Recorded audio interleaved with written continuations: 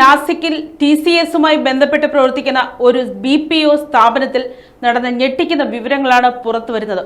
സ്ഥാപനത്തിലെ 23 വയസ്സുകാരിയായ ജീവനക്കാരിക്ക് നേരെ നടന്ന മതപരിവർത്തന ശ്രമങ്ങളും ലൈംഗിക ചൂഷണവും സംബന്ധിച്ച കുറ്റപത്രമാണ് പ്രത്യേക അന്വേഷണ സംഘം കോടതിയിൽ സമർപ്പിച്ചിരിക്കുന്നത്. സഹപ്രവർത്തകർക്കെതിരെ അതിഗുരുതരമായ 5 ആരോപണങ്ങളാണ് യുവതി ഉന്നയിച്ചിരിക്കുന്നത്.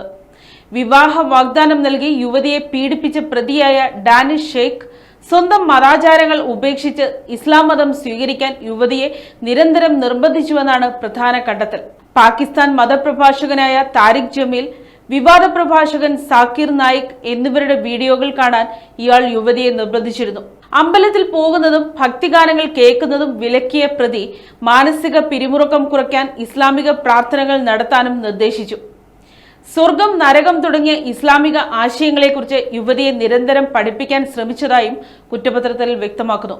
കൂടാതെ യുവതിയുടെ ബാങ്ക് അക്കൗണ്ട് വിവരങ്ങളും UPI പിൻ നമ്പറും പ്രതി കൈവശപ്പെടുത്തിയിരുന്നു. സ്ഥാപനത്തിലെ മറ്റൊരു ജീവനക്കാരിയായ നിദ ഖാൻ എന്ന യുവതിക്കെതിരെയും ഗുരുതര ആരോപണങ്ങളുണ്ട്.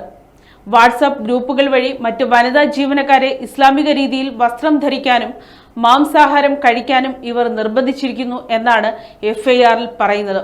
യുവതി പെട്ടെന്ന് ഹിജാബ് ധരിക്കാനും റമദാൻ വ്രതം അനുഷ്ഠിക്കാനും തുടങ്ങിയതോടെ സംശയം തോന്നിയ കുടുംബാംഗങ്ങൾ മാർച്ച് 26-ന് പോലീസിനെ സമീപിച്ചതോടെയാണ് ഈ വിവരങ്ങൾ പുറത്തറിയുന്നത്. താൻ അവിവാഹിതനാണെന്ന് വിശ്വസിപ്പിച്ച ഡാനിഷ് ഷെയ്ഖ് യഥാർത്ഥത്തിൽ വിവാഹിതനാണെന്നും 2 കുട്ടികളുടെ പിതാവാണെന്നും ഭാര്യയുടെ ഫോൺ സന്ദേശം വന്നതോടെയാണ് യുവതി തിരിച്ചറിഞ്ഞത്. സംഭവത്തിന് ഗൗരവം ഉൾക്കൊണ്ട് നാസിക് പോലീസ് കമ്മീഷണർ സന്ദീപ് കാർണിക് ഒരു പ്രത്യേക അന്വേഷണ സംഘം രൂപീകരിച്ചിരുന്നു.